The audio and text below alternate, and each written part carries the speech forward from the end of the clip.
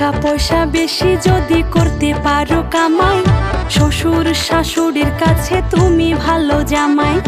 টাকা পয়সা কামাই করে শুধু দিয়ে যাই, শালা শালির কাছে তুমি প্রিয় দুলা ভাই। টাকা পয়সা কামাই করে সামনে দিবেন ঢেলে, পিতা মাতার কাছে তুমি খুবই ভালো ছেলে। টাকা পয়সা কামাই শুধু গয়নাটা দামি, নিজের বউয়ের কাছে তুমি খুবই ভালো স্বামী। ও টাকা